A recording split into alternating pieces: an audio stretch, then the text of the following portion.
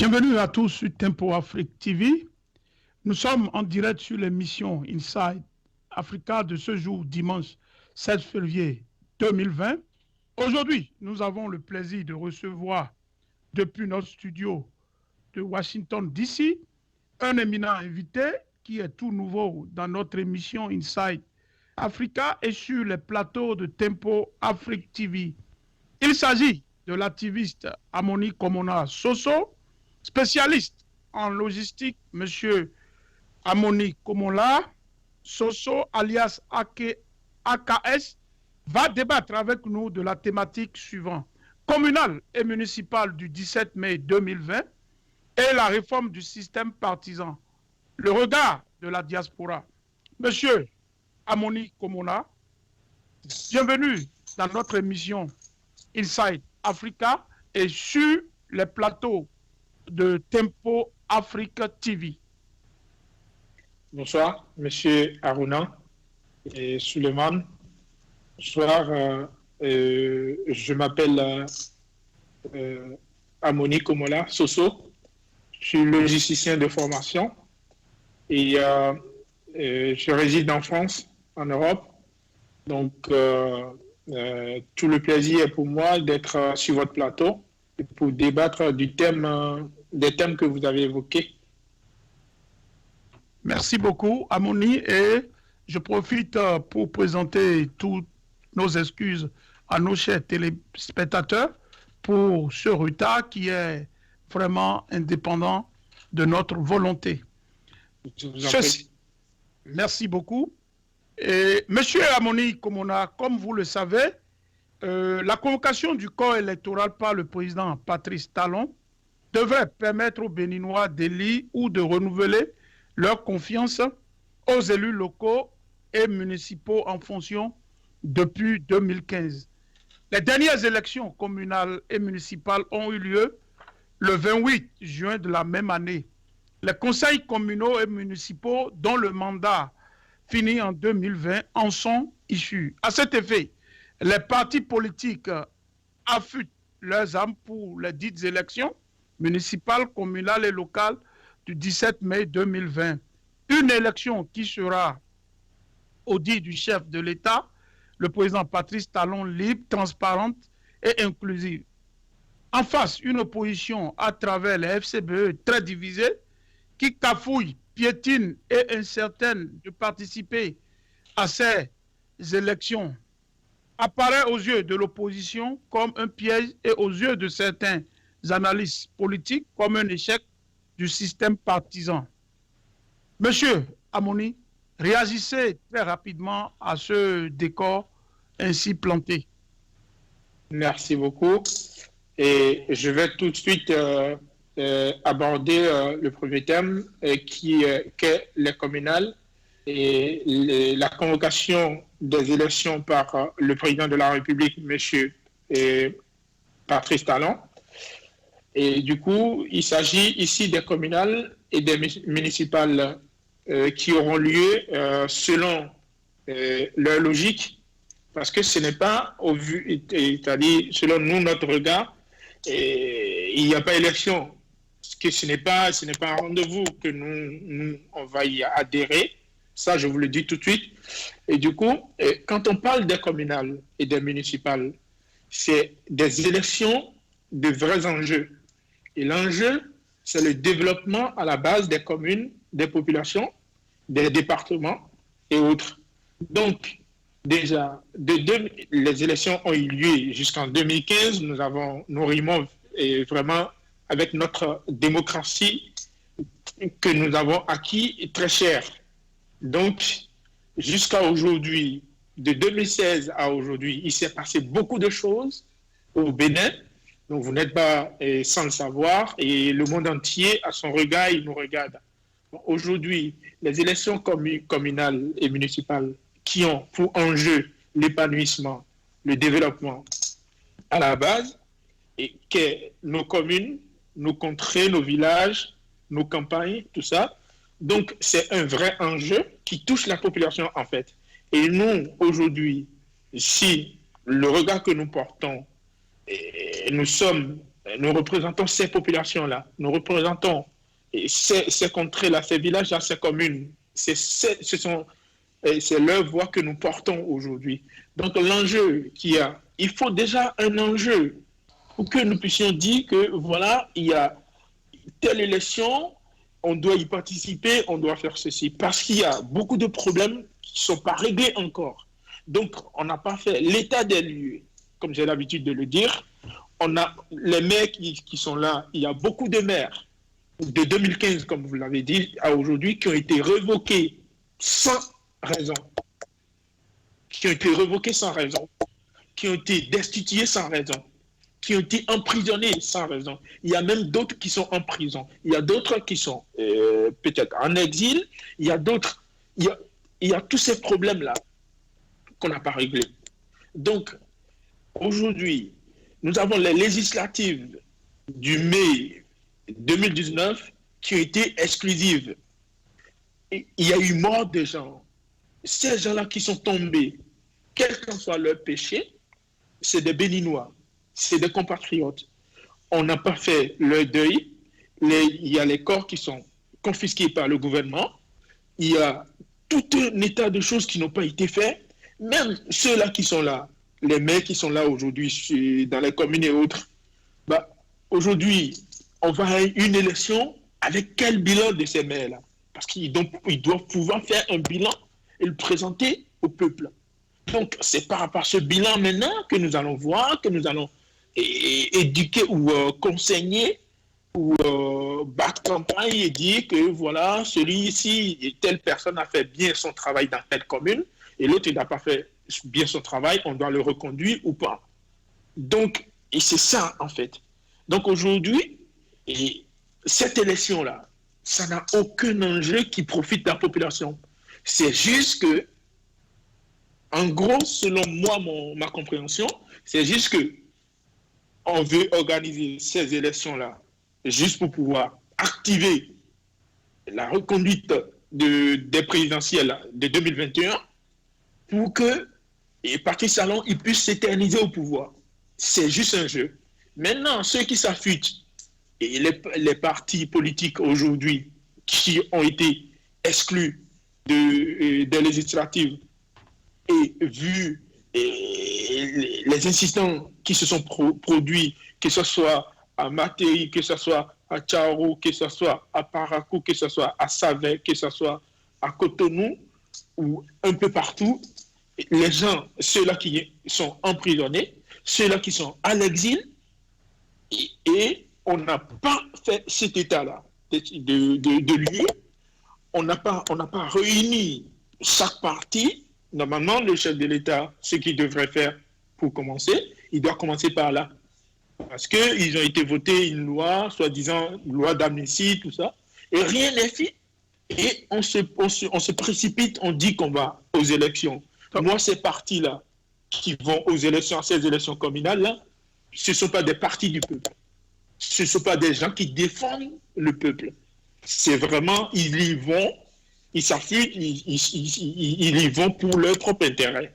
Donc vous estimez, monsieur Komola, que les conditions ne sont pas du tout remplies pour aller à ces élections. Si on peut déjà retenir ce que vous semblez dire, c'est-à-dire les conditions, les dés sont déjà pipés, c'est ce que vous voulez dire, puisque le gouvernement est en train de dire, bon voilà, c'est le passé, il faut rentrer dans le système pour critiquer, corriger ce qui est défaillant. Donc vous ne voulez pas accorder un minimum de crédit au gouvernement de vouloir faciliter et rectifier le tir. Non, allez, c'est très rapidement. Oui, je vais vous dire tout de suite, je réponds à ce que vous venez de dire. Vous savez, une telle chose ne se conjuge pas au passé. Même si vous prenez un simple verbe et que vous voulez conjuguer au passé, il faut d'abord connaître le verbe. Il faut d'abord connaître son groupe. C'est juste une parenthèse. Aujourd'hui, nous allons aux élections avec quelle institution? L'institution qui a et nommer les députés qui sont à l'Assemblée nationale aujourd'hui. Et la Sénat, quel Sénat? La Sénat qui a reconnu des fautes mineures, la Sénat qui ne connaît même pas, qui ne sait même pas jouer son rôle, des gens qui ne sont pas qualifiés pour diriger une élection, pour organiser une élection. Vous voulez que nous allons aux élections avec quelle institution? Et déjà, la Cour constitutionnelle qui est gardée et gérée, menée, malmenée par le bras droit du président Patrice Talon, c'est avec ces institutions-là que vous voulez que nous allons aux élections? Non, moi je pense que c'est insulter l'intelligence du peuple, c'est marginaliser, c'est broyer ce peuple-là, que d'accepter d'aller à cette élection-là. Monsieur Amoni, vous pensez que vous avez vraiment des mots très forts pour justifier pratiquement ce constat.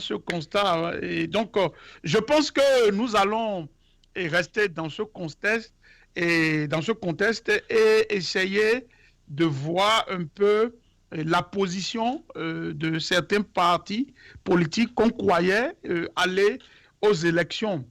La vague jaune, par exemple, de l'ancien ministre Candide Azanaï ne participera pas à la compétition électorale du 17 mai 2020.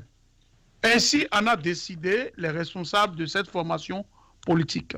Je vous rappelle que réunis en séance extraordinaire le lundi 10 février 2020, au siège du parti à Cotonou, le bureau exécutif national du parti Restaurer l'Espoir a pris une série de décisions, dont la non-participation du parti aux prochaines élections communales. Cette famille politique justifie sa position par le fait que ces élections n'ont aucun enjeu, comme vous l'avez dit, national, dans la mesure où les lois qui l'organisent violent l'essence même de la décentralisation et les structures impliquées dans l'organisation et sont totalement discréditées au regard de l'image qu'elles avaient, toutes sans exception aucune, projetée d'elles-mêmes à l'occasion de la tragique et meurtrière parodie électorale d'avril 2019 que vous avez mentionné aussi. Ces arguments avancés par le parti Restaurer l'Espoir pour se retirer de la course ne semblent pas convaincre le gouvernement. Votre réaction, monsieur Amoni, pourquoi le gouvernement, par la voix de son ministre porte-parole, semble être un peu, doute un peu de la bonne foi de Candide Azanaï? Est-ce qu'il y a quelque chose, un piège à ce niveau? Votre réaction par rapport à ça? Je vous remercie beaucoup, M. Aruna. Et cet état des choses, c'est un fait.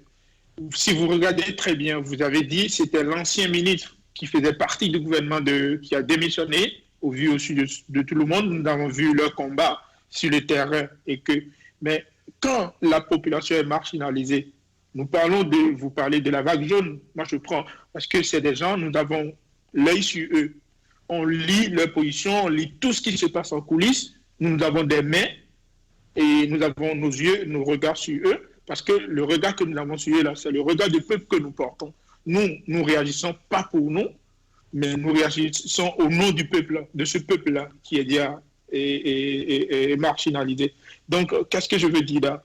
Si M. Azanaï et la vague jaune, s'ils refusent aujourd'hui, qu'ils ne sont pas d'accord pour aller à cette élection, je vous dis clairement que toutes les vérités, ils le savent eux-mêmes que c'est parce que les conditions qu'eux-mêmes ils ont voulu, là, eux, les responsables de ce parti-là, c'est parce que ces conditions ne sont pas réunies. Sinon, nous avons vu par la précipitation, nous avons vu comment ils ont été, il y a 2 semaines, ils allaient à la quête du dit récépissé ou certificat de conformité pour pouvoir participer à ces élections-là. Mais si les clauses ne sont pas conclues et qu'ils ne sont pas d'accord, ça ne va pas dans leur faveur, en ce moment, on entend leur son de cloche. Moi, je pense que, normalement, à la base, là, on ne devrait même pas, il n'y a pas élection, on ne devrait même pas y penser.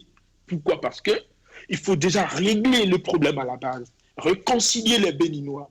parce que c'est pas dans la division que nous allons à ces élections-là. Maintenant, aujourd'hui, si le gouvernement, de son côté, par la voix de son ministre porte-parole, et que je respecte beaucoup, si aujourd'hui il trouve que ce parti-là n'est pas conforme ou que c'est parce que dans les clauses-là, que nous ne leur avons plus, qu'on se dise la vérité. Non, il ne dit pas que ce parti n'est pas conforme. Ils ont le récépissé, mais l'argument avancé par le parti et ne le convainc pas. C'est ça. Ça dit, vous savez que M. Azanaï, c'est l'un des farouches opposants au régime. Donc,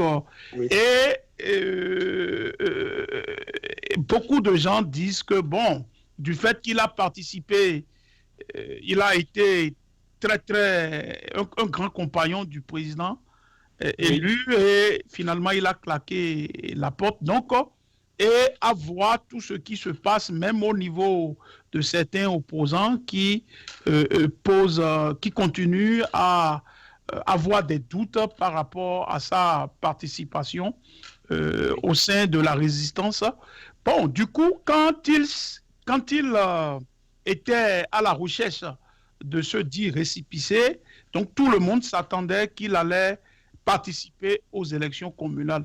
Mais l'homme semble être constant et a peut-être la réception de ce récépissé était un tremplin pour justifier son existence légale et pour jouer son rôle dans un concert beaucoup plus légal, légitime.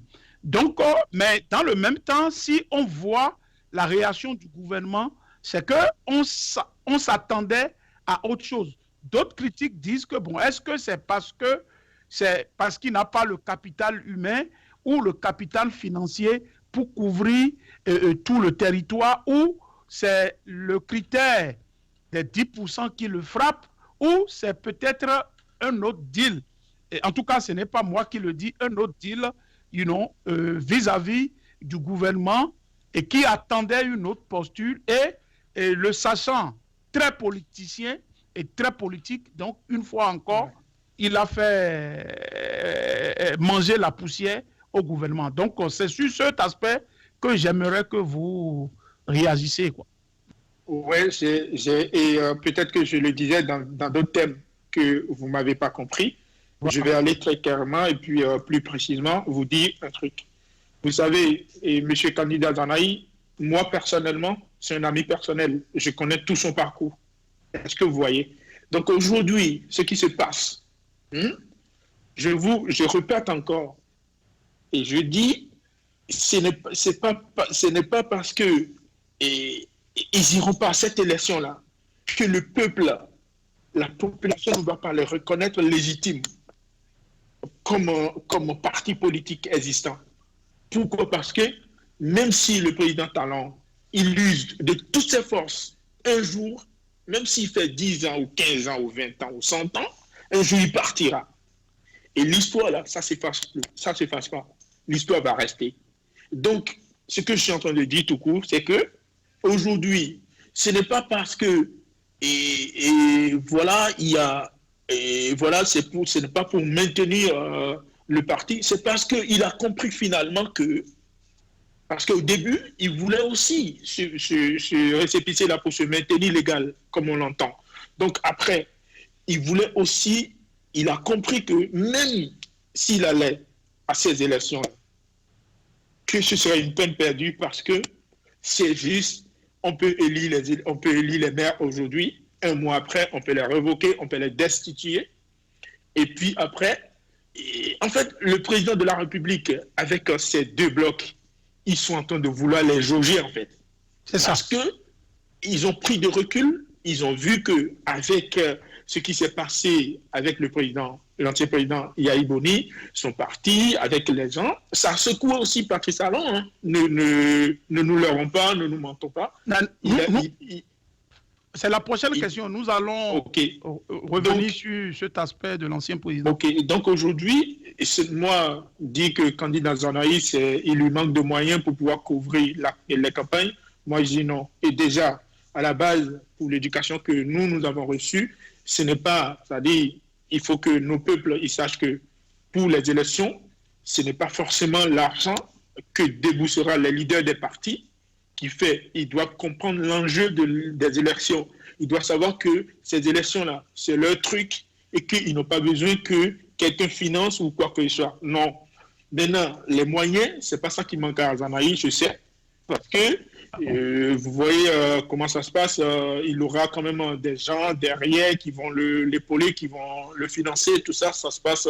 Voilà. Maintenant, le vrai problème aujourd'hui, c'est parce que Azanaï, il est conscient que après ces élections-là, ces partis-là n'existeront plus jamais. Ça, c'est sûr. Parce que qu'est-ce qu'on appelle le document dont on est en train de parler aujourd'hui? Le document là. Qu'est-ce qui nous recommande ce document-là? C'est notre constitution qui nous recommande ce document-là qui a été inventé à la hâte. C'est la démocratie qui recommande fortement ce document-là pour dire que non, ce n'est pas dans les tests des grandes démocraties, à ce que moi je sache. Donc, c'est pour dire qu'aujourd'hui, la vague jaune, eux, ils ont compris que ils ne vont pas aux élections, même s'ils ont le récépissé. Ils ne vont pas aux élections pour un succès ou non. Bien au contraire. Donc, ils ont pris leur position. Et moi, à la place des autres partis, je dois tout de suite là, les rejoindre en fait. Les rejoindre et être aux côtés du peuple. C'est ça. Et boycotter cette élection-là. Dans cette même lancée, un peu d'une façon beaucoup plus différente, M. Amoni, oui. Les élections municipales, communales et locales, comme vous l'avez dit, sont un grand enjeu pour les partis de l'opposition écartés de la gestion publique depuis les élections législatives de 2020. Ce n'est donc pas pour rien qu'en dehors de l'USL, les partis membres de la coalition de la résistance active pour régulariser leur situation juridique au niveau du ministère de l'Intérieur afin d'être de la compétition. Donc, dans le lot, le mal loti est sans doute la RB, qui n'a pas beaucoup de marge de manœuvre et qui peut compter sur le retour de l'ascenseur de Boni Yayi pour placer quelques rares militants restés fidèles au parti. Mais jusqu'à présent, les documents officiels du parti ne sont pas transmis. Je veux parler du parti FCBE, ne sont pas transmis au bureau exécutif et au président d'honneur, qui, paraît-il, ne serait même plus le président d'honneur du parti sur les nouveaux documents officiels. Ce qui affaiblit davantage le plus grand parti de l'opposition et explique la posture du leader charismatique qui est Yayi Boni à vouloir se retirer de la chose publique. Monsieur Amoni Komona, que se passe-t-il au fait au FCBE? Une situation très inquiétante quand on sait qu'il y a l'aile Rumpé qui aujourd'hui même a envoyé une lettre pour accuser les proches de Yayi Boni pour dire qu'il a remis les documents à Yayi Boni. Et les proches disent que non, qu'ils n'ont pas eu le document et qu'ils ont gardé par devant eux. Je veux parler de Yahoo et de Paul Rumpé, les documents.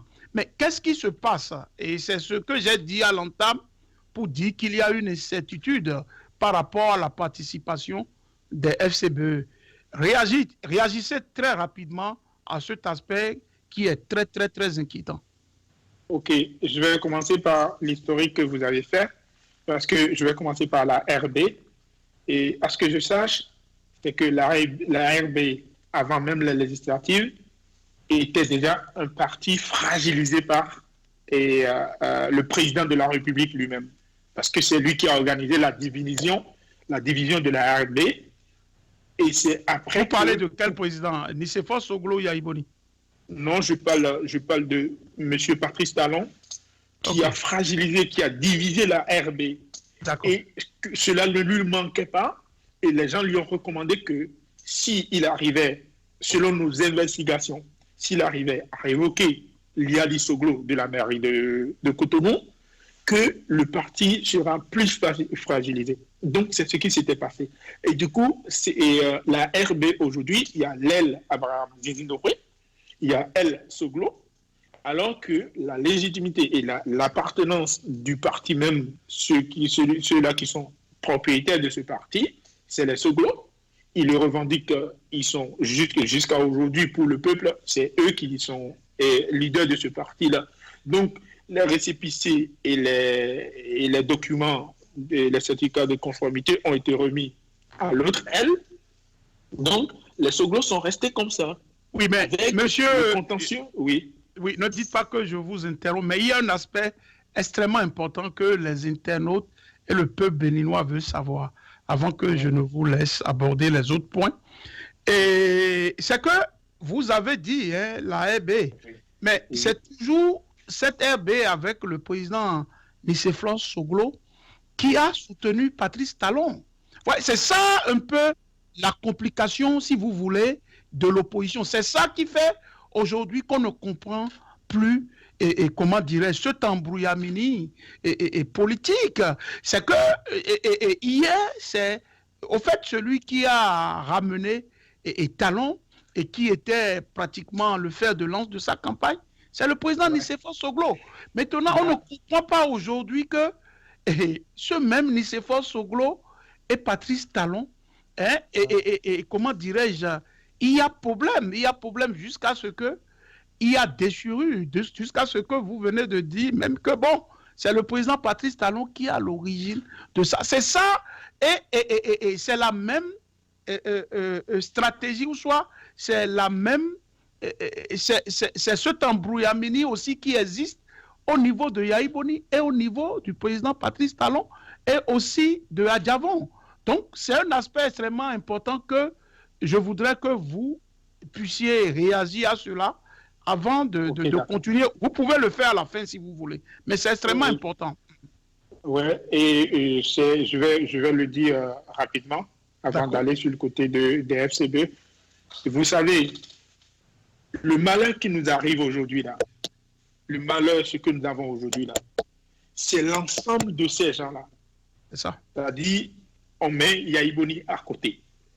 Maintenant, c'est tout ce monde-là, que ce soit le président Nicéphore Soglo, que ce soit le président candidat Zanaï, que ce soit le président Sébastien Adjavon et d'autres personnalités ou d'autres leaders de regroupements politiques qui se sont levés et tous contre deux personnes. Ces deux personnes, c'est le président Yahi Boni et le président et le premier ministre Lionel Zinsou. Ils se sont levés contre eux et ils ont ramené Talon. D'accord, les vidéos existent encore, on ne va pas me dire le contraire, mais après ces élections-là, puisque l'homme peut se tromper, l'erreur, elle est humaine. D'accord? Nous, on le dit aujourd'hui, on critique Talon, on dit, quoi qu'il en soit, il est béninois. Et on ne le rejette pas. C'est juste que sa façon de faire, sa façon de manigancer, de faire des choses, c'est ça que nous déplorons en fait. Et sa manière de gérer le pays. Et c'est ce que nous disons. Sinon, personne, moi personnellement, je ne suis pas contre lui. Donc, disons, nous, que la RB aujourd'hui, parce que c'est quelqu'un, il ne le connaissait pas, et Yahi Boni, il était incompris en fait. On ne l'a pas compris. Parce qu'il a été quelqu'un, il a été naïf, d'accord, en nommant son entourage, en attirant des gens sur lui, tout ça, il a été naïf sur toute la ligne. Donc c'est au dernier moment qu'il a commencé par compris. Et jusqu'à aujourd'hui, il y a beaucoup de choses qu'il n'a pas encore compris. Moi, selon ce qu'il fait, selon ses agitations, selon ce qu'il fait là, jusqu'à aujourd'hui, il y a des trucs qu'il n'a pas encore compris aujourd'hui. Donc, pour aller plus bref, c'est que ce sont ces mêmes Adjavon. Vous pensez que même si Soglo tirait la main de Patrice Talon et qu'il l'amenait, si Adjavon s'opposait en 2016, vous pensez que Patrice Talon serait président? Si candidat Zanaï, il n'était pas du côté de... Moi, candidat Zanaï, sur toute la ligne, c'est lui qui a fait Talon. C'est lui qui a tout organisé. Absolument. Et vous n'êtes pas sans savoir qu'il a même dit publiquement que même aux élections de 2015, à Porto Novo, qui avait des fourgons qui étaient garés dans les rues ou qui étaient bourrés d'argent, qui étaient ci, qui étaient cela. La vidéo, elle existe encore. Mais aujourd'hui, là, l'embrouille qui est entre eux, qu'est-ce qui crée l'embrouille? Ça veut dire qu'il y a quelque chose là qu'ils ont besoin d'avoir et celui qui est là, il ne le donne pas. Mais toute la question, elle est là. Mais c'est que, M. Amoni, soyons un peu objectifs. Vous êtes d'une nouvelle génération. Vous êtes d'une nouvelle génération et vous représentez le fer de lance de cette nouvelle génération. Et tout en critiquant le président, ce qui est légitime, parce qu'il y a beaucoup de salubrité à faire à son niveau, mais au niveau, au fait, de l'opposition. Et si aujourd'hui on assiste à ce que vous venez de décrire pour dire qu'il faut boycotter les élections, que les dés sont pipés et que le système est déjà vicié à l'avance, mais c'est tout simplement parce que c'est une opposition. Hein. Il faut avoir le courage politique pour le dire, qui était basé sur de la paille. Et si la population ne réagit pas ou n'a pas réagi, c'est tout simplement ceux qui sont en face et qui articulent cette opposition, voire cette résistance, sont des gens aussi qui ne sont pas propres. Toute la question elle est là. Et ça, il faut avoir le courage politique pour le dire. Tant que ça ne sera pas dit, ça dit nous allons accuser quelqu'un qui est qui nous a dit, bon voilà, qui a montré au fait sa face. Ça, mais les autres qui n'ont pas montré leur face et qui aujourd'hui sont dans un ensemble N, comme vous et moi, où il y a le combat qui se fait et brutalement, on va à gauche, on va à droite et pratiquement on ne sait plus ce qui se passe. C'est extrêmement important. C'est ça, au fait, qui ne met pas à l'aise et qui vraiment conduit toute l'opposition dans un bourbier. Vous avez la parole. Vous savez, aujourd'hui, s'il n'y a pas élection, si on boycotte cette élection-là, l'idée que moi je voudrais dire, c'est quoi? C'est que tout le monde descend. C'est-à-dire, on dit maintenant, aujourd'hui, il y a crise, il n'y a pas élection, tout le monde descend, il n'y a plus opposition, il n'y a plus cette vague d'opposition-là, il n'y a plus ces gens-là. Maintenant, nous voulons d'abord l'état de notre démocratie. Nous voulons le droit de l'homme, le retour du droit de l'homme. Nous voulons le retour de la liberté d'expression. Nous voulons ci et ça, beaucoup de choses que vous savez. Donc, à partir de là, nous allons nous réorganiser. Et c'est de là que la conscience des jeunes, s'il y en a encore, s'il y a d'autres qui sont conscients, excusez-moi le thème, et ils pourront s'organiser et nous allons revoir les choses. Est-ce que vous voyez? Maintenant, aujourd'hui, le peuple qui se lève, le peuple qui n'est pas armé et qui se lève aujourd'hui et qui voudra aller légitimement réclamer ce qui lui appartient, son droit, ce peuple-là, on le tue à balles réelles. On tire sur ce peuple-là, non armé, et on confisque même le corps et on interpelle les gens par-ci, par-là. Ça veut dire qu'on terrorise déjà. Il y a une force qui terrorise déjà et ce peuple-là. Maintenant, cette façon de faire là, nous devrons amener ce gouvernement-là à comprendre que, parce que laisser les gens organiser cette élection-là, moi, ce n'est pas parce que je suis contre mon pays, hein. C'est parce que je ne connais pas le droit ou les enjeux des communautés, c'est pour ça que je le dis. Hein. Mais laisser aller à cette élection-là, c'est valider Talon, c'est le valider et son système. C'est lui donner le plein pouvoir de faire tout le reste. Alors, s'il n'y a pas élection et que les gens boycottent cette élection-là, il fera la même chose que l'Assemblée nationale. Et tous ces gens-là, si vraiment la vague de l'opposition dont vous dites, s'ils sont pour le peuple là, ils vont se lever d'une seule voix et le peuple maintenant et Talon ça va lui arriver au cou. Il dira, bon, voilà, ça n'a pas marché. Et qu'est-ce que nous voulons? Maintenant, comme ça, il peut convoquer, ou on peut convoquer une assise pour en découdre des choses. Mais si on lui donne cette chance-là et qu'on va à ces élections-là, si ces élections-là réussissent, ou s'il ne nomme pas les maires comme il a fait pour l'Assemblée nationale, et que les élections-là, les partis-là, ils vont à ces élections, dans 6 ou 8 mois, vous allez revenir me poser la même question. Je vais vous dire qu'est-ce que je vous ai dit le 16 février. J'ai dit sur les antennes de Tempo Africa qu'il ne fallait pas le laisser faire ces élections-là. C'est ça. Voilà, c'est que je comprends. Je comprends votre analyse. C'est que vous êtes en train de dire qu'il faut repartir à l'initial pour rebâtir les fondamentaux et aller sur une base vraiment beaucoup plus clean, comme on le dit en anglais. Ouais. Donc, mais c'est que je vais vous poser cette question et en même temps vous dire que, mais c'est justement, je pense qu'aujourd'hui, Azanaï peut-être est resté constant, hein, parce que là, il ne participe pas comme certains l'ont dit à cette parodie d'élection, comme vous êtes en train de le dire. Mais justement, le principal acteur de cette résistance et qui est l'incarnation de cette résistance, à savoir le président Yahi Boni, a reconnu le récépissé, et non seulement qu'il a reconnu le récépissé, mais il va aux élections, sa formation va aux élections communales.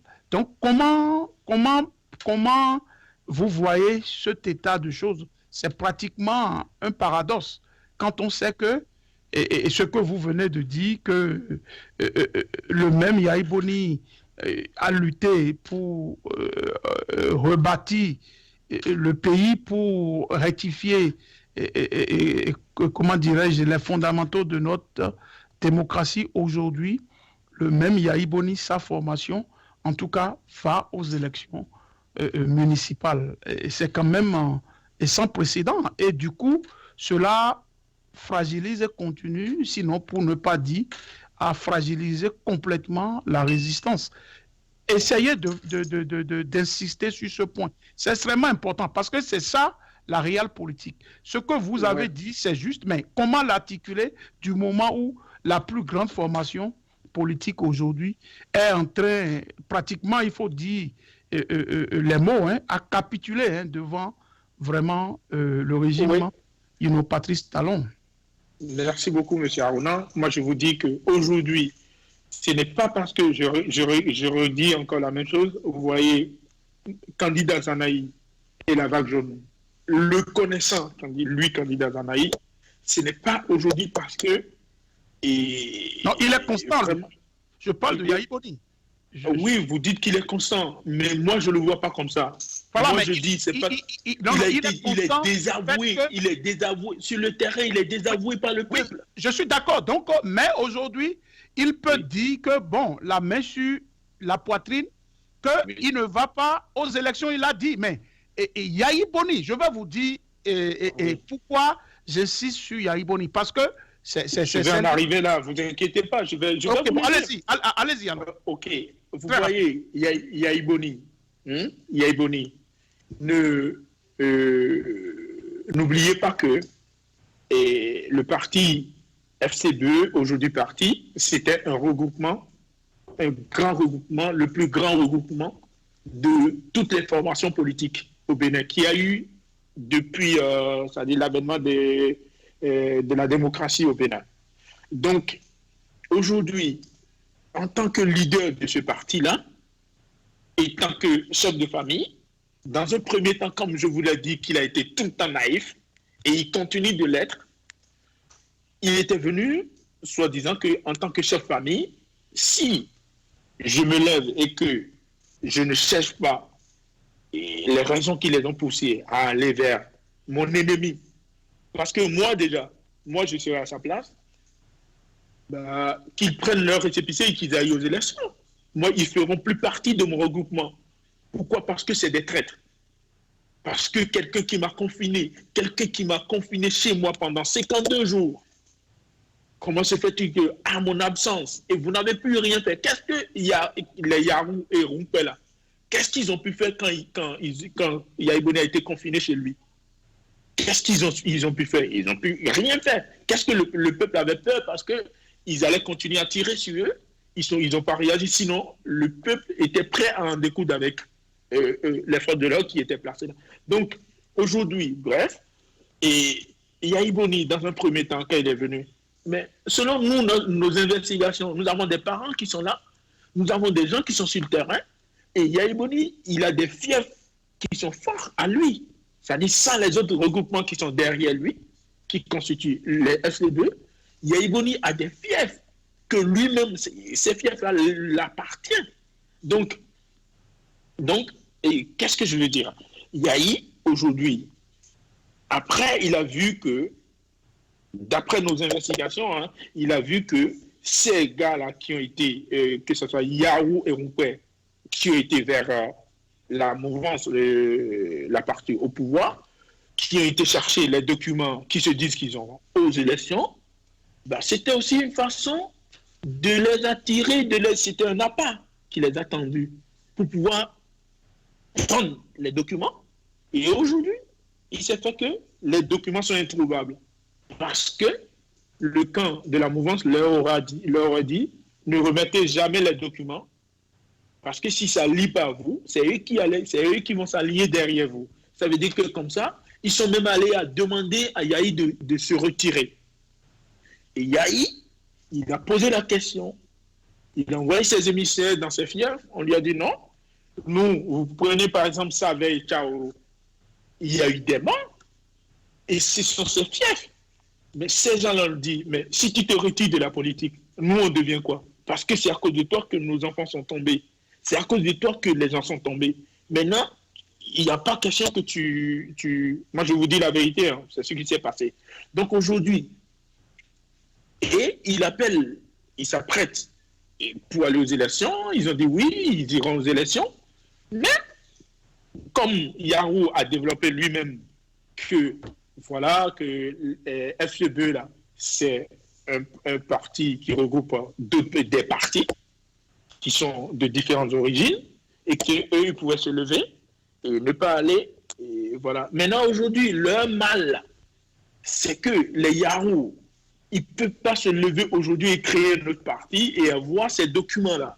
Voilà, justement, c'est là le problème. Ça dit, c'est là que plusieurs personnes questionnent le leadership de Yaïboni. Reprenons, voilà. et reprenons la liste. Yaïboni, là où il a fait mal, selon moi, là où il a continué d'être naïf, là, il ne doit pas permettre, quel qu'en soit les ralliements ou quelles qu'en soient les unions qu'il a eu à faire au sein de ou les toilettages qu'il aura à faire dans son parti, au sein de son parti en tant que leader, il devrait, je vous dis que je condamne le fait qu'il accepte que le parti FCB là, même si son aile là, ne va pas aux élections, même l'aile qui clame son parti là, FCB ne doit pas aller à ces élections là. Il ne doit pas accepter. Voilà, maintenant, il est fauché là. Voilà, mais justement, c'est là le problème. Et c'est ça que les gens doivent comprendre. Parce qu'au fait, c'est quoi? C'est quand les Yahoo, c'est clair aujourd'hui que les Yahoo jouent un jeu pas du tout franc et sain. Et ils jouent vraiment un jeu, vraiment, c'est ce qu'on appelle un jeu de politique sous-marine. Et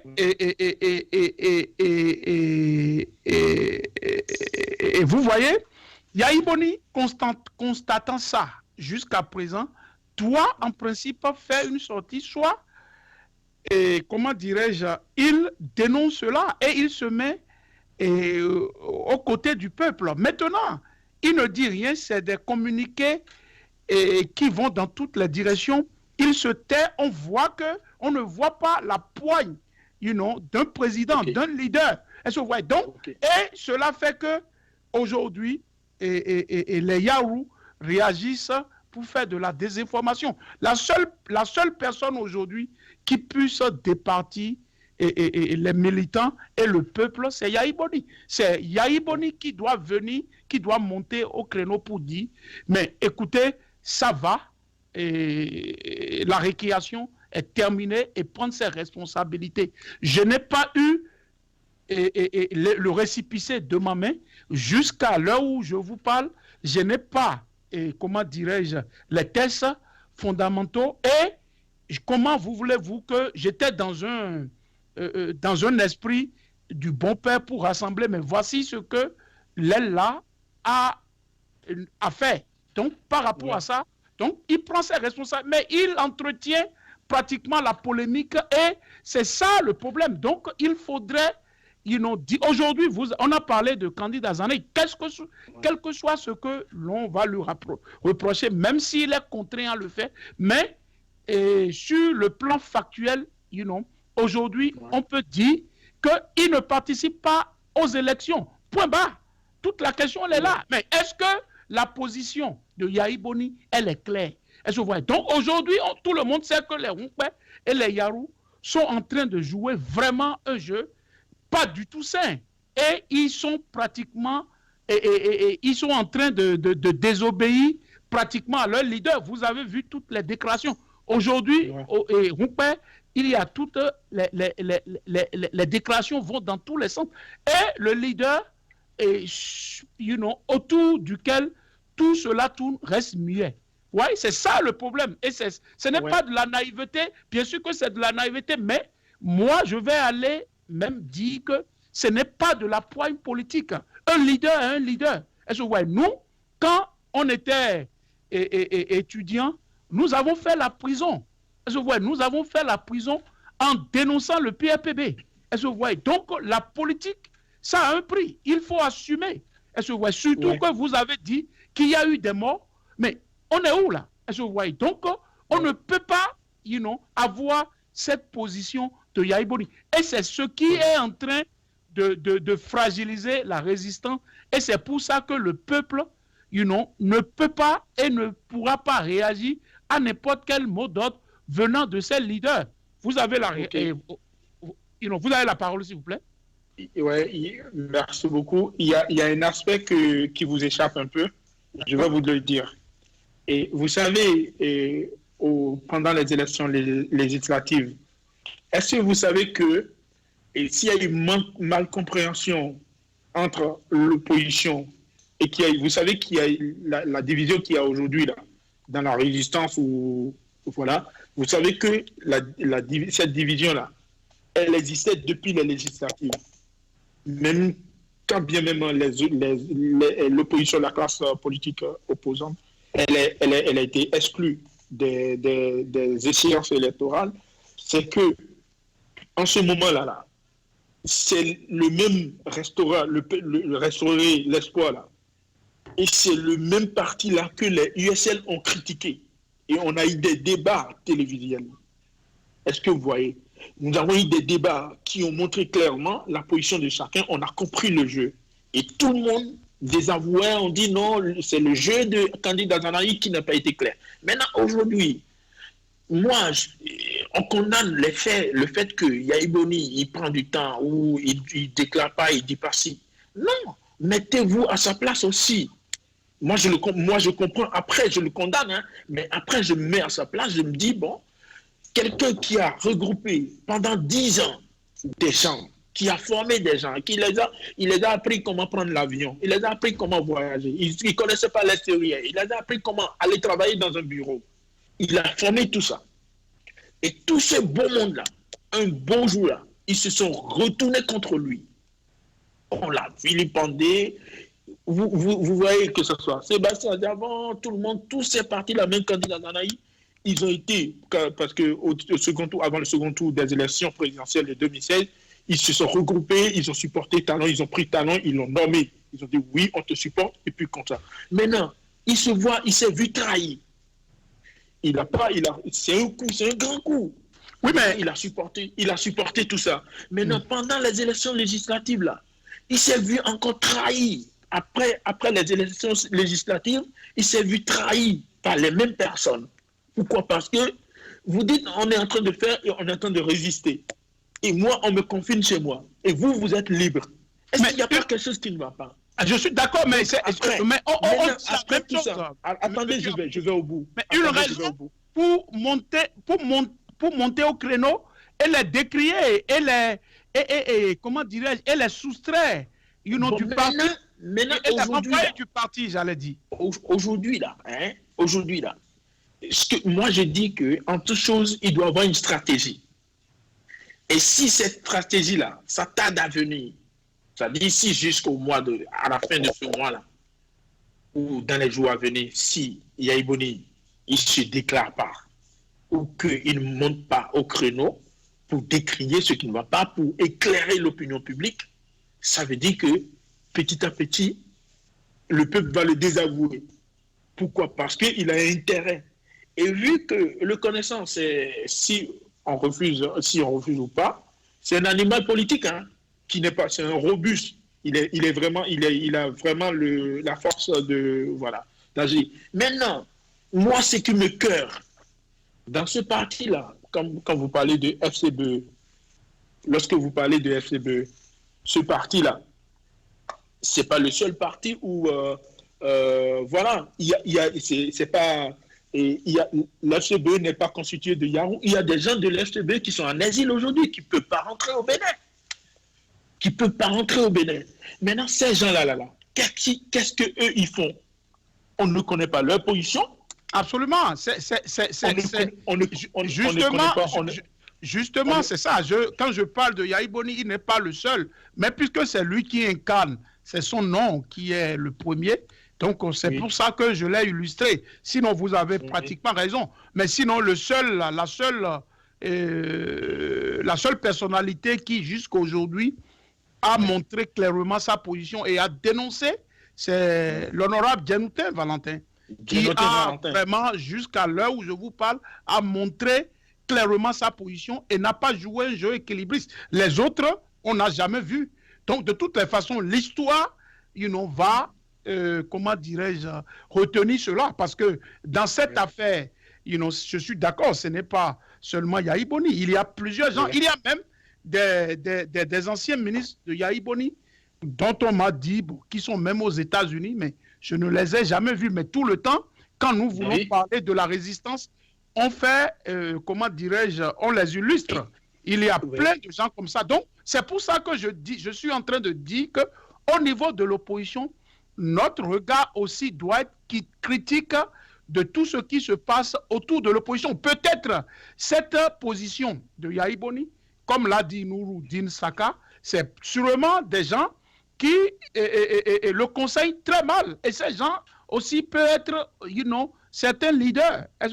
Et c'est ce que j'ai dit. Voilà, c'est ce que moi j'ai dit. C'est ce que vous avez dit à l'entame, mais ce n'est pas une raison. Ce n'est pas une raison. C'est pourquoi je dis que le leader reste le leader complet. Est-ce que vous voyez? Donc, toute la question elle est là. Allez-y rapidement. Maintenant, aujourd'hui, qu'est-ce que moi, selon mes analyses, hein, est-ce que vous voulez que Yaya Boni, il monte au créneau demain matin, à 8h, il monte au créneau, il parle sans l'avis du ministre, du président Komi Koutié, du président Djenoutin, de Liadi, parce que Liadi, il a quand même supporté. Il a été tout le temps avec Yaya. Oui, mais justement, monsieur Amoni, est-ce que ces gens-là, stratégiquement, hein, ces gens-là, peut-être que Yaya Boni ne connaît pas encore, c'est leur opinion, il ne sait pas. Non, il doit connaître. Mais si vous parlez de Djenoutin, Djenoutin a montré clairement sa position. Là, je pense que le peuple le voit et il a du mérite.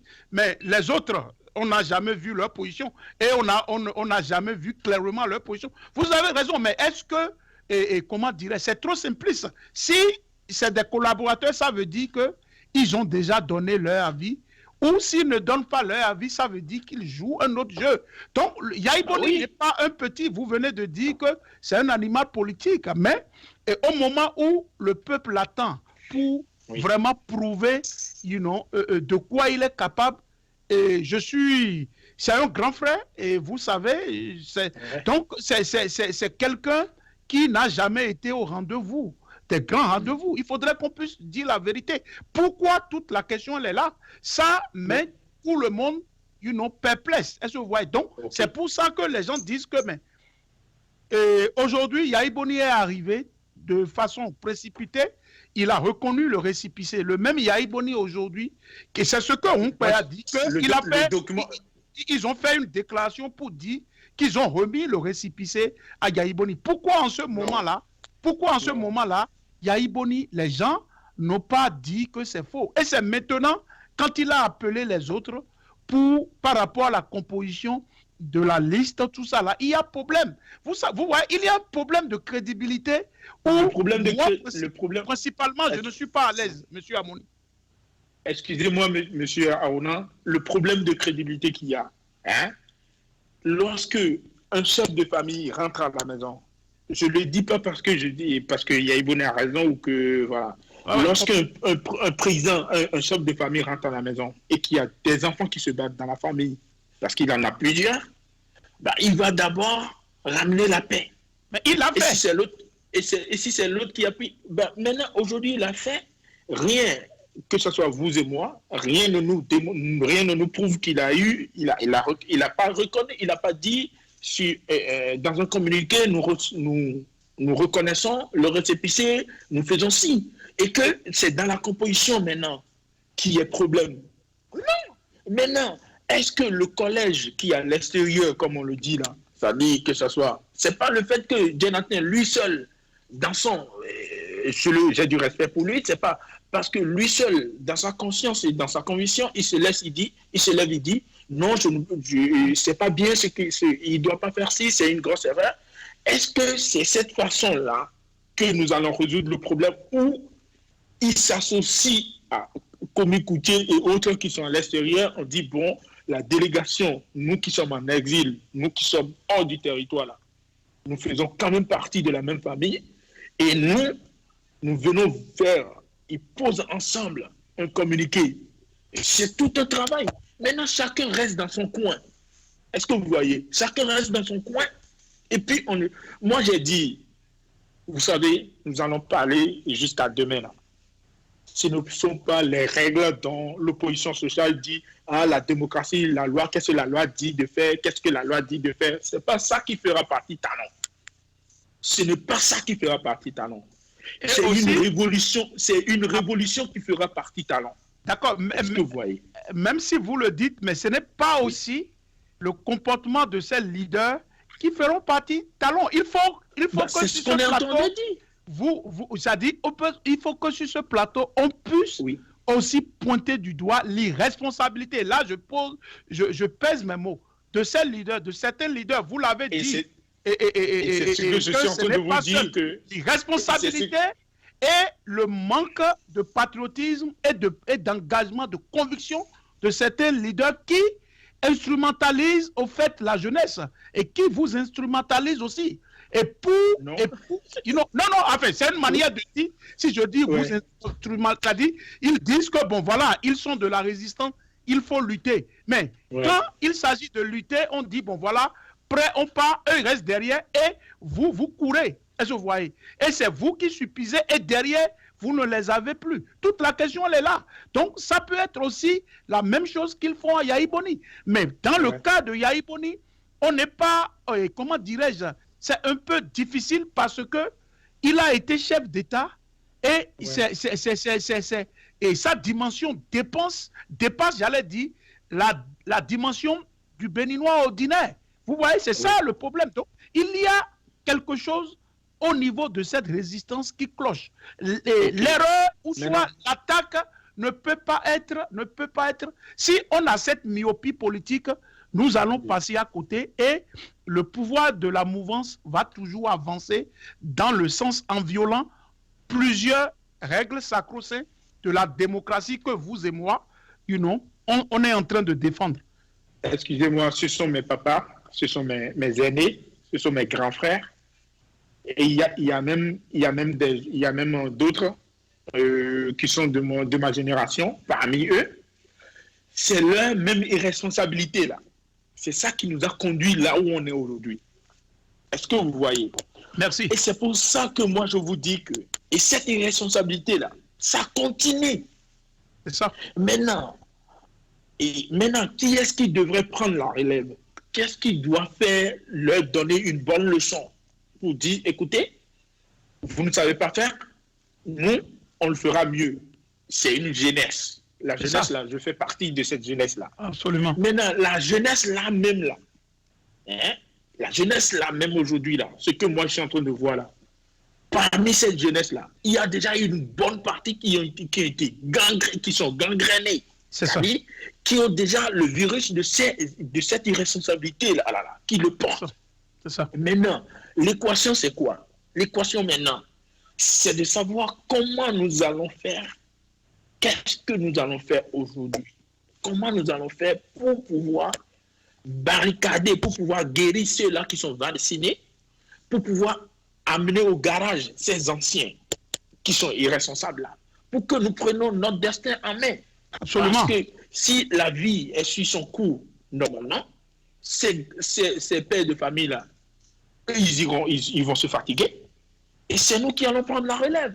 C'est nous qui allons, c'est la jeunesse. Maintenant, vous allez voir une jeunesse qui a pris l'envol entre 2015 à 2020, aujourd'hui, dont vous avez vu quand le président Talon a pris le pouvoir, ils étaient tous contre, ils sont si. Mais aujourd'hui, comme il y a une élection, soi-disant municipale et communale qui se pointe, ces mêmes jeunes-là, il y a des gens qui se déclarent déjà, je démissionne, je fais un ralliement, je fais ceci, je fais cela. Et au finish là, qui est-ce qu'on baigne? C'est le peuple béninois qu'on a pour le Absolument. Et ça fait que moi, mon cœur saigne. Donc, aujourd'hui là, moi je dis, et je le dis, pour couper pour leur donner une bonne leçon à cette irresponsabilité-là, pour que ça ne soit pas continuel, c'est qu'il n'y aura pas élection. Ça. Et on s'arrête là, tout s'arrête là. On exige maintenant, on dit, on veut rétablir l'état de la démocratie dans notre pays. Pour que ceux-là qui sont exilés, tous ceux qui sont à l'extérieur, pour que les enfants de ce pays-là, ils puissent rentrer et vaquer à leurs préoccupations, normalement, pour que personne n'intimide personne. Et c'est là qu'il faut commencer. C'est à partir de là qu'il faut commencer. Merci beaucoup, Monsieur Harmony. Il y a nos amis de Facebook réagissent massivement. Il y a Gilo Tchelosou Maouyon Ondaï qui dit que le peuple béninois, à mon sens, a oublié les dernières élections et pense rien qu'à sa survie. Toujours dans la même lancée, il dit que la démocratie est un luxe pour les Africains et Jacques Chirac a raison aujourd'hui. Donc, voilà, donc nous allons passer à l'autre aspect, c'est-à-dire la réforme du système partisan. Ouais, la réforme du système partisan aujourd'hui. Et on peut dire que réforme des systèmes partisans électoraux au Bénin, peut-on parler d'une vraie rupture du pacte politique de 1990? Je fais allusion comme ça à la conférence nationale de 1990 qui a pratiquement planté le décor et la feuille de route pour vraiment un état de droit, pour une démocratie pluraliste. Donc, peut-on dire qu'il y a une vraie rupture de ce pacte politique de 1990? Vous avez la parole. Ok, merci beaucoup. Et sur cet aspect-là, moi je dis, et en fait, il n'y a pas eu de réforme. Parce que la réforme, en son sens propre, là, réformer quelque chose là, c'est-à-dire, c'est le transformer en fait. Mais le transformer, les réformes dont on parle ici, c'est le transformer, c'est des réformes qu'on doit faire pour un peuple, tout un peuple. Oui, ça arrangera tout un peuple. C'est des générations, des générations, c'est des oui, voilà. C'est des grands rassemblements. C'est-à-dire, c'est voilà, avoir le génie pour rassembler les petits partis en 2, 3, 4 blocs, comme c'est le cas dans les grands ensembles démocratiques. Voilà. Aujourd'hui, je vous donne de très courts exemples, bref, et les réformes que le président de la République, Patrice Talon, les réformes qu'il a commencé, soi-disant réformes, moi j'appelle pas ça réforme, c'est que les choses, c'est-à-dire que ce soit les institutions, et il y a plusieurs raisons qui me donnent droit de le dire, c'est que ces trucs-là étaient sous une autre forme. Et lui, il a fait ça, c'est-à-dire il a fait ça de sa propriété. Il a transformé ça à sa guise, c'est-à-dire pour juste le servir. Ce n'est pas ça, il n'a pas fait les réformes à l'intérêt du peuple ou non. Pourquoi? Parce qu'aujourd'hui, je vous donne des exemples. Vous voyez par exemple, vous prenez la Cour constitutionnelle. C'est son avocat qui est le président de la Cour constitutionnelle. Même si la Constitution lui donne droit de nommer celui qu'il veut ou de désigner ou de manigancer tout ce qu'il veut. Déjà, ces réformes-là. Maintenant, les institutions qu'on me dit qu'on a réformées, je vous donne juste un exemple aujourd'hui. On crie partout, on fait croire au peuple que des gens volaient avant, c'est pour ça qu'il y a l'argent circule. C'est faux. L'argent circulait comment? Comment l'argent circule? L'argent circule quand les bonnes dames ne sont pas cassées. L'argent circule quand les bonnes dames vaquent à leurs préoccupations, elles vont vendre du moins au marché, elles viennent et l'argent circule. Aujourd'hui, là, les banques au Bénin n'avons pas de banque de financement. Nous n'avons que des tantiniers au Bénin parce que les banques au Bénin, là, ce ne sont pas des banques. Vous voyez aujourd'hui, vous arrivez à Paris, il y a cette banque-là, la BOA qui est fermée. Ils ont fermé la BOA. Pourquoi? Parce que ça ne s'appelle pas banque, ça là. C'est comme des gens aujourd'hui, des gens qui font mobile money ou les tantiniers. Est-ce que vous voyez? C'est comme ça parce que les gens, qu'est-ce qu'ils faisaient? Quand ils détournaient de l'argent ou qu'ils sont à des postes de corruption, par exemple, les douaniers, moi je connais au moins 2 douaniers qui sont décédés. Ils ont appris que leur compte a été gelé. On ne sait pas, ils ont pris des médicaments, ils sont décédés au Bénin, que je connais. Donc, qu'est-ce qu'ils faisaient? Quand les gens, ils ont leur argent, ils vont déposer dans les banques, même que ce soit de l'argent de corruption ou quoi que ce soit. Maintenant, le président, quand il est venu, toutes les banques au Bénin, tous les agents permanents de l'État qui ont des comptes, ils ont donné un montant avec son ministre. Et si un agent permanent de l'État a tel capital ou a telle action qui dépasse tel montant dans telle banque, on le gèle, on confisque cet argent-là, on lui fait une demande d'explication. S'il n'arrive pas, l'argent est confisqué. Est-ce que ce n'est pas une manière d'assainir le monde public et de faire de la salubrité? Ok, cette manière d'assainir d'assainir, moi, on peut le faire autrement. Maintenant, les retombées de cet assainissement-là, ces retombées sont où? Qu'est-ce qu'on fait avec ces retombées-là? Est-ce que c'est déclaré dans un compte public comme, exemple, quand l'histoire de ICC Service s'est éclatée et le ministre, à l'époque, le président, ils ont géré la crise, il y a une commission qui a géré la crise, ils ont ouvert un compte et ils ont dit les choses qu'ils ont pris chez ces individus-là, que quand on les vend, les maisons et autres, là, quand on les vend, on verse l'argent dans un compte. Et tout ça. Donc, c'est comme ça, si vous arrivez à geler les comptes des gens, si vous prenez leurs sous, faites-le savoir au peuple. Regardez, ils nous ont volé, ils vous ont volé pendant tant, ils ont mis tant, il faut le faire savoir. Mais tout cet argent-là, on le met où? Maintenant, les réformes au niveau du trésor public dont on parle, ou au niveau des ministères, c'est toujours la même chose, c'est juste, ils ont fait des trucs pour contrôler. Est-ce que vous savez qu'aujourd'hui, des gens ont été déployés de l'extérieur et c'est les mêmes personnes qui prennent les marchés publics? Il n'y a plus d'offres de marché public. Quand on le lance là, c'est le même groupe ce sont les dossiers qui passent parce que les dossiers sont déjà là, tracés.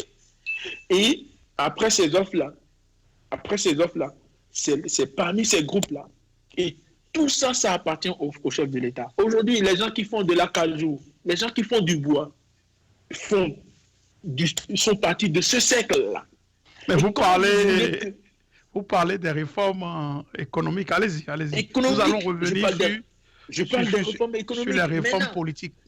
Les réformes politiques dont on parle là, les réformes politiques là, pour être plus bref, ces réformes politiques, Dites-moi, hein, aujourd'hui, là, on dit qu'on est en train de faire des réformes là-bas.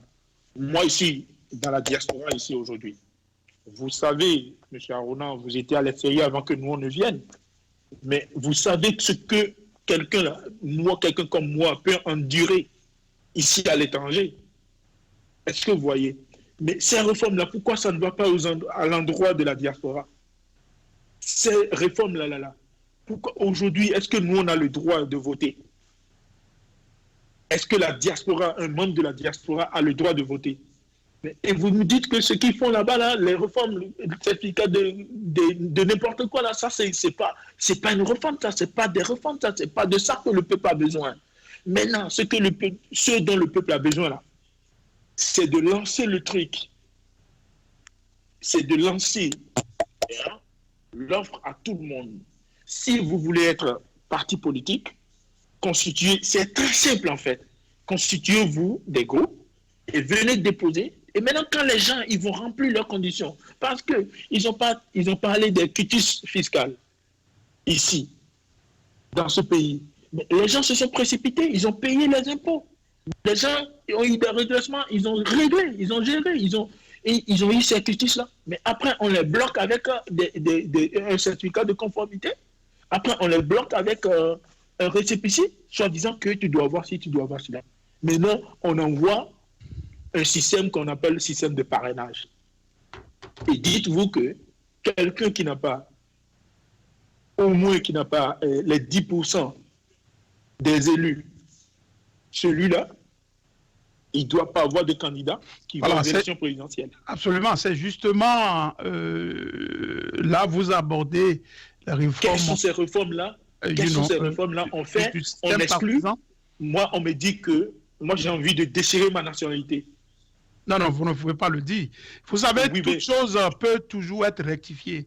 Et oui. Donc, je pense que vous n'allez pas... Oui, je dis, j'ai envie. Moi, j'ai envie, mais je ne le ferai pas parce que... Vous ne le ferez pas. N'ayez pas cette envie. C'est une manière de parler.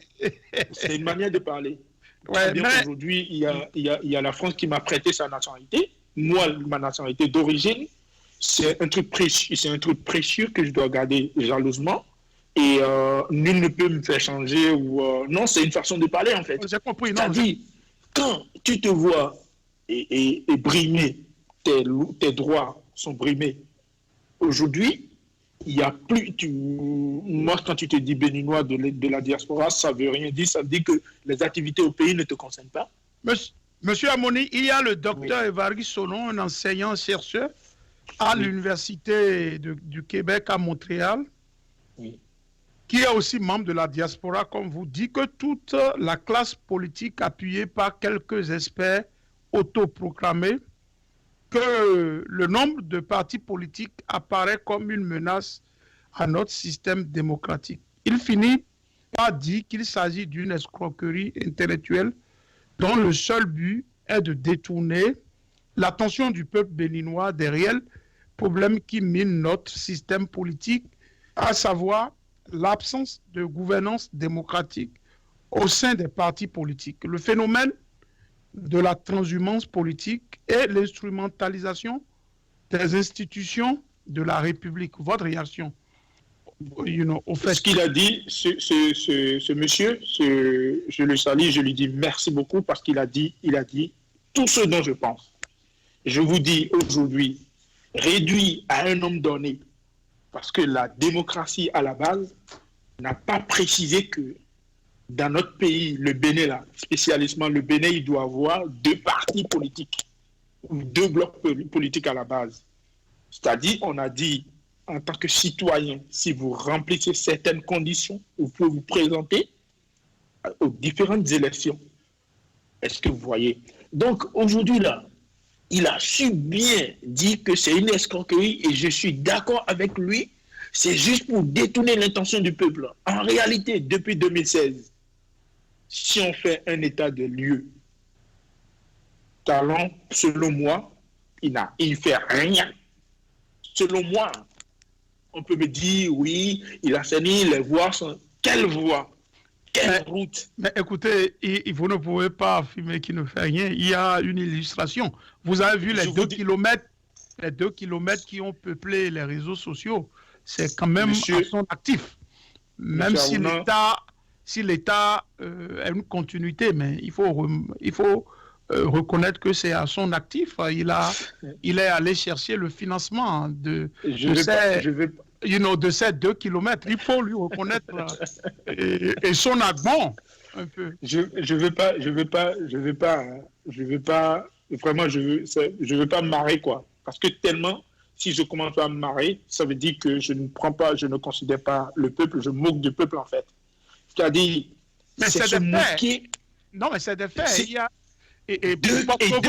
vous voyez 2 kilomètres de route. Mais soyons sérieux. C'est mieux que rien.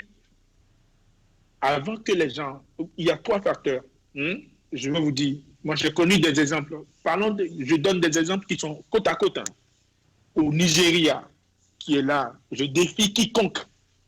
L'asphaltage qu'on dit là.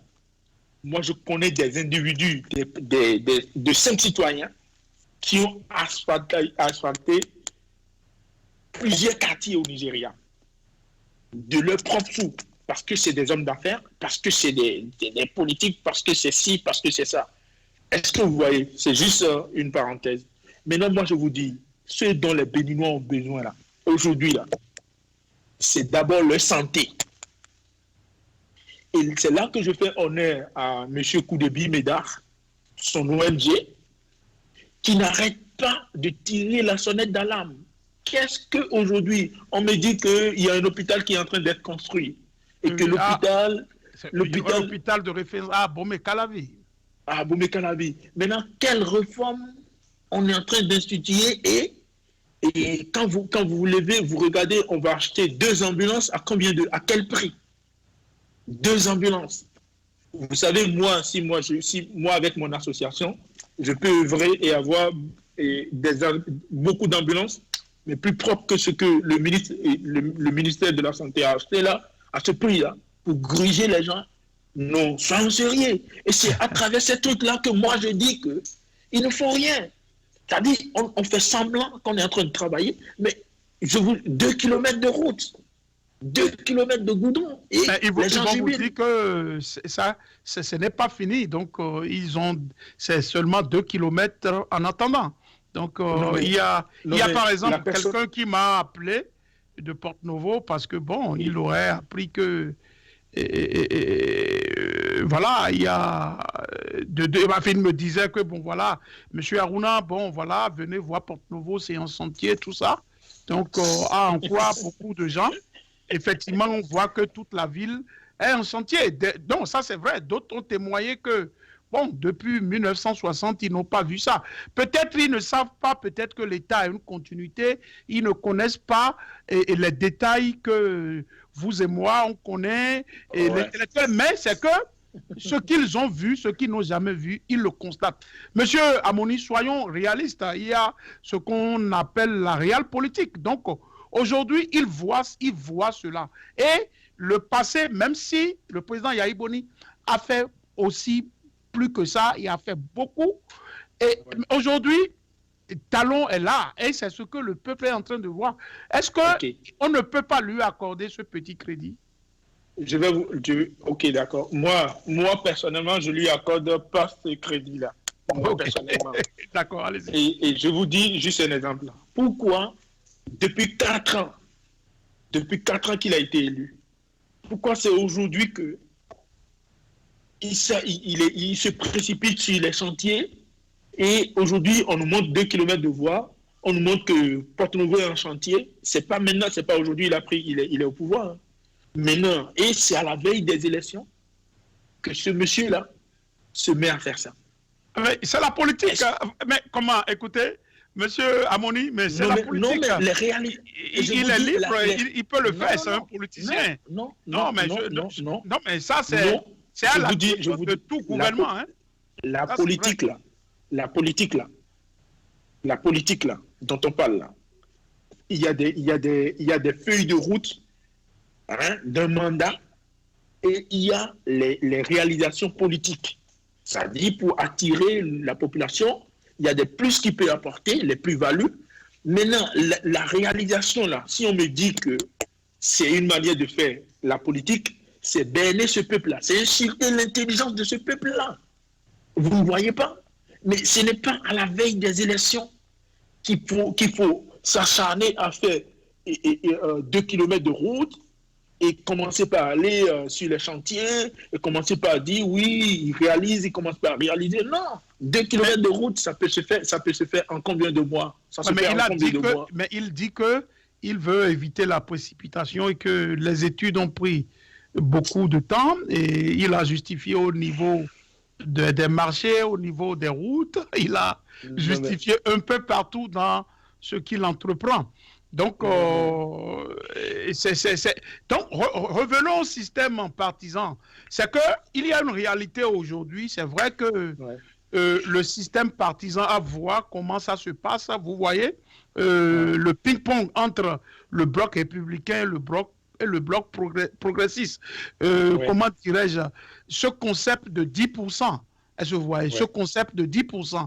Et aujourd'hui, le manque d'idéologie, est-ce que vous voyez. Donc, et aujourd'hui, la méthode de vouloir asseoir cette tendance, c'est ça qui dérange et on peut dire que vraiment que ça a été un échec, ces réformes, et partisanes, parce que aujourd'hui, regardez ce qui se passe. Il y a débauchage au niveau du bloc républicain, absence d'idéologie. Il y a débauchage au niveau du bloc de l'Union progressiste. Aujourd'hui, vous avez vu ce caractère, ce phénomène de 10% qui s'applique pour des élections locales. Et aujourd'hui, vous avez vu ce fameux récépissé qui a complètement cassé, sombré, si vous voulez, et les partis politiques et qui a fragilisé vraiment les partis. Aujourd'hui, vous avez vu qu'il y a le PRD n'est pas rentré dans le bloc, il y a le DUD, il y a le parti de Claudine, il y a le MPL, il y a plusieurs partis aujourd'hui qui vont aux élections de façon indépendante et qui sont légion.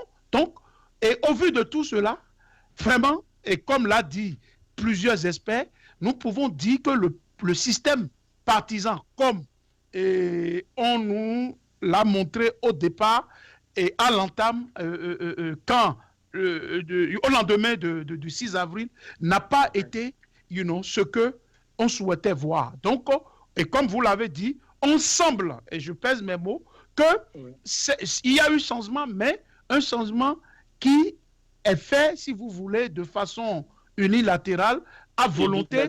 Donc, nous ne savons pas vraiment si c'est ce que le président Talon a voulu à l'entame, mais nous sommes vraiment dans le regret de constater que vraiment ce système est partisan et vraiment a échoué à voir ce qui se passe aujourd'hui. Donc, ça, c'est une réalité. Est-ce que vous voyez? Donc, nous espérons que nous allons revenir sur un tableau beaucoup plus participatif. Et là aussi, je vous rejoins pour dire qu'il fallait s'arrêter pour revoir tout le système et pour revoir et tout ça. C'est pour ça qu'au départ, nous avons dit que la précipitation, le pseudo-dialogue, l'exclusion ne sont pas vraiment les gages pour une démocratie participative. Vous avez la parole pour ce commentaire. Ok. Bon, vous voyez, par exemple, vous avez cité certains partis qui vont aux élections. Et c'est ce que je disais tantôt. Vous voyez, par exemple, un parti, un nouveau-né, qui est PLP, de Sikar Korogoné. Non, MPL. MPL. Ils vont aux élections aujourd'hui. Oui. Est-ce que vous voyez des jeunes qui ont été emprisonnés par le même système? Et aujourd'hui, à travers le même système, on dit qu'on a opéré des réformes. Il y a eu des morts. On n'a fait aucun état des lieux. On n'a rien fait.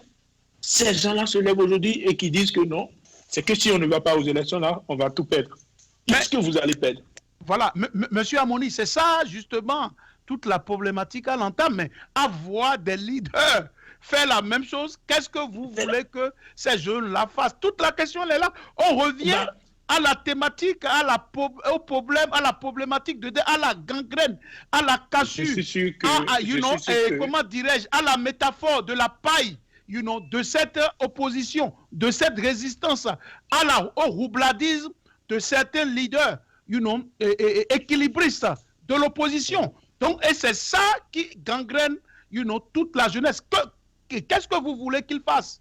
Est-ce que vous voyez? Donc, c'est toute la question, elle est là. Quand une opposition n'est pas structurée, quand une opposition, ou soit quand une résistance est basée sur de la paille, voilà le constat, que vous pouvez, voilà le résultat que vous pouvez avoir. Toute la question, elle est là. Soyons honnêtes dans ce que nous disons.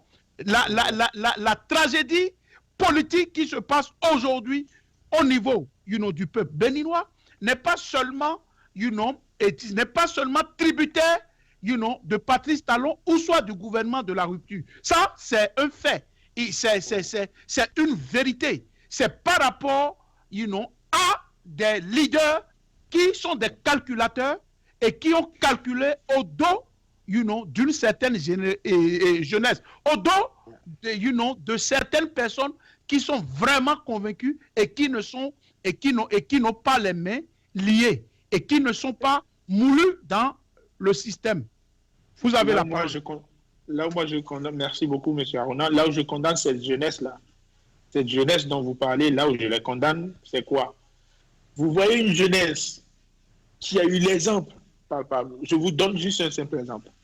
En 2016, quand le père Soglo, il amenait dîner chez lui Patrice Talon, mais Liadi était derrière Zissou. Mais c'est pas parce que mon père, c'est pas parce que moi, mon papa, il est en train de suivre un mauvais chemin que moi, en tant qu'adulte, je connais le mal le bien du mal, et je vais encore emprunter ce chemin-là et dire que non, que voilà, et parce que voilà, je vais me laisser gangréner parce que si eux ils sont en train de faire ça, ça veut dire que moi-même je dois faire ça. Non, c'est pas la mentalité que nous, jeunesse, on doit garder maintenant. C'est que ce que les autres font là, ce n'est pas bien, ce n'est pas bien. C'est ça. Et maintenant, aujourd'hui, nous devons prendre conscience que c'est nous, notre avenir et l'avenir de nos enfants qui sont en jeu. Est-ce que vous voyez? Donc, nous ne devons pas aller dans cette direction-là, comme les autres ils le font là. C'est-à-dire, moi, aujourd'hui, je ne vois pas qu'est-ce qui va me gangréner ou qui va me donner de l'argent ou quoi que ça, comme dit, voilà. Et pour que moi, je puisse aller dans cette direction-là, pour que je puisse aller dans la direction où le peuple est en train de rejeter. Aujourd'hui, nous n'avons pas les mêmes conditions de vie il y a 10 ans, il y a 20 ans. Nous ne sommes plus à la même époque. Est-ce que vous voyez? Donc, la jeunesse aujourd'hui, là, nous devons changer. Et moi, ce que moi je dis là, dans toute cette lutte-là, vous savez, le Béninois, il est peureux, on est bavard, et, excusez-moi, c'est-à-dire, on ne sait pas que pour avoir quelque chose là, ça a un prix, on ne sait pas. Pour avoir quelque chose, ça a un prix. On ne veut pas donner, on ne veut pas se donner, on dit non. Mais c'est des gens qui sont couchés, non? C'est des gens qui sont décédés. C'est des gens qu'on a tués à balles réelles. Même aujourd'hui, vous voyez les grandes démocraties, vous voyez les États-Unis, la France, tout ça. Ils continuent de payer un prix. Maintenant, pour délivrer un peuple là, il y a un prix qu'on doit payer.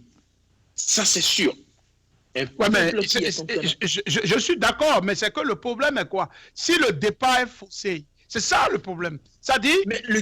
Mais le départ est faussé, mais aujourd'hui là, le départ est faussé. Moi là, je suis conscient que le départ est faussé. C'est pas pour ça que moi je vais emprunter cette voie là. D'accord, ça je suis d'accord. Moi je vais pas prendre cette voie là, et c'est ce que j'ai en train de dire. Et vous avez dit. Ben voilà. Parce que les gens là, et comment on appelle-t-on, disons, la classe politique, c'est-à-dire ancienne, là, je dis, ils sont déjà presque au garage. C'est à nous maintenant de savoir, en tant que jeunes, là, qu'est-ce que nous portons, quelle valeur nous portons pour corriger le tir. C'est ça. Qu'est-ce que nous mettons? Est-ce que nous savons que nous sommes conscients que là où nous allons lancer une lutte et que c'est un prix à payer. Maintenant, il y a des gens qui ont fait la prison qui chantent tout le temps, qui nous disent que qu'ils attendent même pas, ils ont fait ça pour le peuple et qu'ils attendent personne avant de le faire. Est-ce que vous voyez? Donc, vous, au temps de PRPB, vous avez payé des prix. Ça a libéré beaucoup de choses. Mais Talon qui est là aujourd'hui, il est plus fort. Est-ce qu'il est au temps de PRPB? Lui, il est plus fort que Kérékou. Et aujourd'hui, ça a changé, non?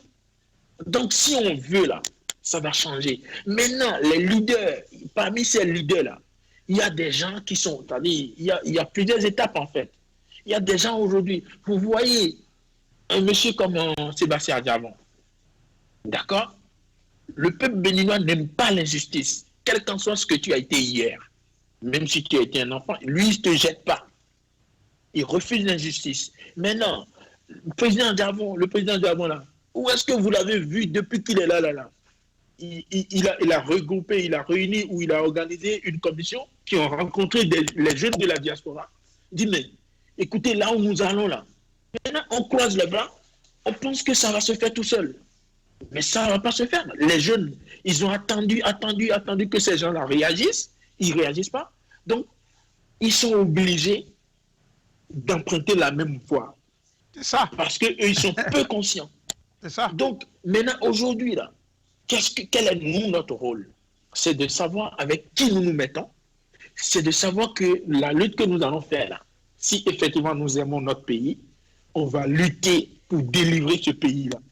Moi, j'ai dit, je le redis, si vous voulez que ce système-là, si vous voulez abolir ce système-là qui est au Bénin, là, venez me chercher.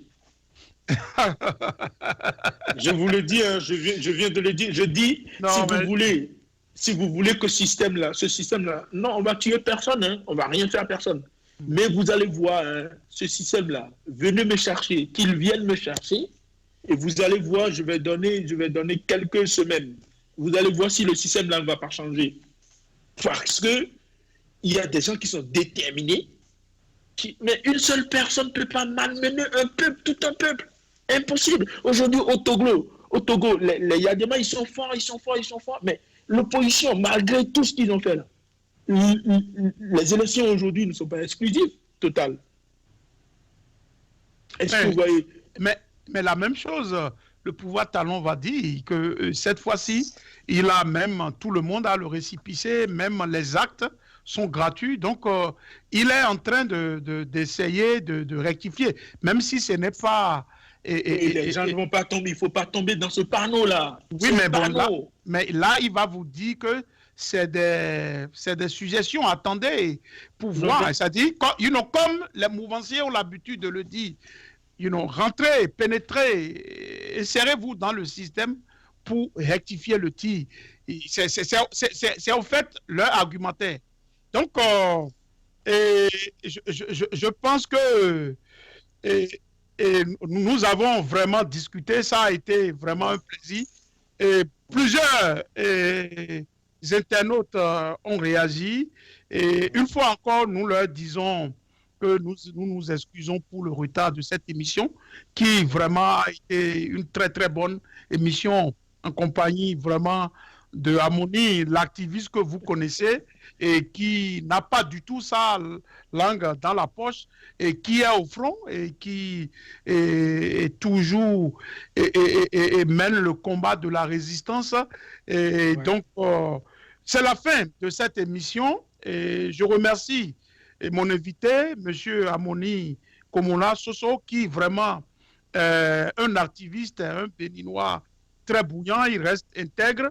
Et sans oublier la collaboration technique du grand Gaïdé sénégalais, Malik Sall, qui aujourd'hui a eu vraiment une journée très mouvementée et par rapport aux technologies l'oblige, et donc, mais qui a finalement pu rassembler en une heure les États-Unis, les États-Unis et la France. Quant à moi, on m'appelle Souleymane Harouna Soul Toussoul pour les intimes.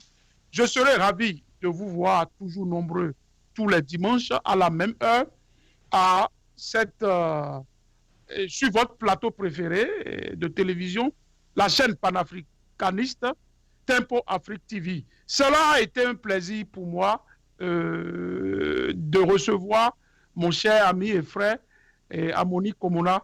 Vous avez votre dernier mot très rapidement pour souhaiter au revoir aux téléspectateurs. Monsieur Amoni. Bon, je vous remercie beaucoup. Ce serait pas mon dernier mot, ce serait un mot de fin pour cette émission. Voilà, je salue les téléspectateurs, ceux qui vont suivre l'émission en différé aussi. Je salue tout le monde et la partie technique. Vraiment, Monsieur Malik Sall, vous avez fait un beau travail. Et après, moi, je vais attendre ma mention pour savoir si ça a été, si j'ai tenu le coup. Je ne sais pas encore. Mais bon, vous avez tenu je remercie tout le monde. Et je dis, le Bénin, c'est notre patrie, c'est notre pays. C'est une partie aussi de l'Afrique de l'Ouest. Et moi, je voudrais encourager les gens, les jeunes surtout, et aussi nos aînés qui sont que de la diaspora, que ceux qui sont restés à l'intérieur ou partout en Afrique ou partout dans le monde entier, que la démocratie béninoise, elle est par terre. Aujourd'hui, nous n'avons pas, et voilà, c'est ensemble que nous allons le faire. Maintenant, que chacun enlève de sa tête et l'esprit de division, l'esprit d'unité, c'est-à-dire de voler sur ses propres ailes, et que c'est ensemble, main dans la main, que nous pouvons guérir le mal qu'est et le système qui est en place au Bénin. Donc, si nous voulons tous que ce mal-là, qu'on le guérisse, ou qu'on arrive à changer ou à instaurer la démocratie au Bénin, vraiment, moi, mon souhait, c'est de boycotter ces élections-là. Que les partis, tout parti de l'opposition, qui boycottent cette élection, et qu'on s'asseye, qu'on discute, qu'on restaure. Merci beaucoup, qu'on s'asseye, voilà. qu'on discute et qu'on s'asseye. Ça, c'est le mot de fin. Et donc, c'est sûr que le peuple béninois et ses responsables vous ont entendu. Merci beaucoup. C'est la fin de cette émission. Merci beaucoup. Et puis, à la prochaine fois. Je serai encore les bienvenus sur votre antenne. Merci.